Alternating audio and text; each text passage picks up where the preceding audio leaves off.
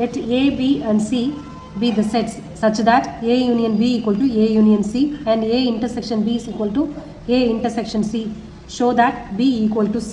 B equal to C na B in set equal to C in set. அது எப்படி கொண்டுட்டு வரலாம்? B is a subset of C ன்னு கொண்டு வரணும் ஃபர்ஸ்ட்.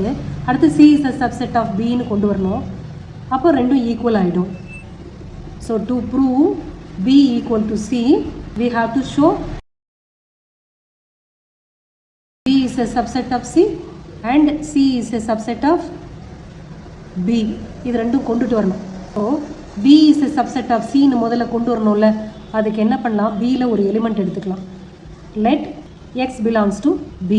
B என்ற செட்டில் ஒரு எலிமெண்ட் எடுத்துக்கிட்டோம். இப்போ Cயில் இருக்குன்னு கொண்டு வர போகிறோம். இப்போ கொடுத்துருக்கிற கண்டிஷன்ஸ் எல்லாம் யூஸ் பண்ணலாம். A union B equal to A union Cன்னு இருக்குது.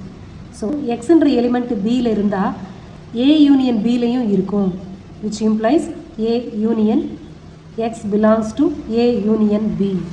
என்ன கொடுத்துருக்காங்க? A union B equal to A union Cன்னு கொடுத்துருக்காங்க. அதனால X belongs to A union C. இது ரெண்டும் ஈக்குவல்னால எக்ஸுன்ற எலிமெண்ட் A union Bயில் இருந்தால் A union Cலையும் இருக்கும். அப்போது இந்த ஸ்டேட்மெண்ட்டில் என்ன அர்த்தம்? எக்ஸ் ஏல இருக்கலாம், இல்லைன்னா சியில் இருக்கலாம். X belongs to A or x belongs to சின்னு அர்த்தம். சரி, அடுத்து A intersection B and A intersection C, இதை யூஸ் பண்ணணும் இந்த கண்டிஷன்.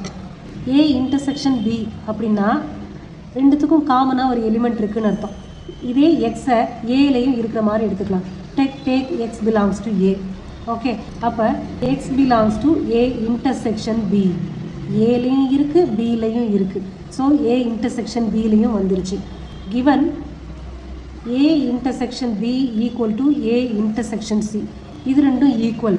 அப்போது ஏ இன்டர்செக்ஷன் பியில் எக்ஸ் இருந்தால் ஏ இன்டர்செக்ஷன் சிலையும் இருக்கும், ஏ இன்டர்செக்ஷன் சி. அப்போ இது என்ன அர்த்தம்?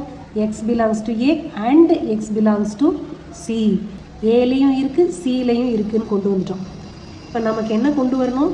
பியில் ஒரு எலிமெண்ட் இருந்தால் சிலையும் அந்த எலிமெண்ட் இருக்குதுன்னு கொண்டு வரணும். B is a subset of சின்னு கொண்டு வரணும். இப்போ பியில் ஒரு எலிமெண்ட் இருக்குதுன்னு எடுத்தோம், அதை சிலையும் இருக்குதுன்னு கொண்டு வந்துட்டோம். சரியா? அப்போது therefore B is a subset of C. Okay, இதே மாதிரி C is a subset of B ன்னு எழுதிக்கலாமா?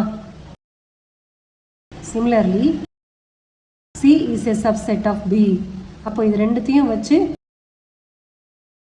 from 1 and 2 B equal to C.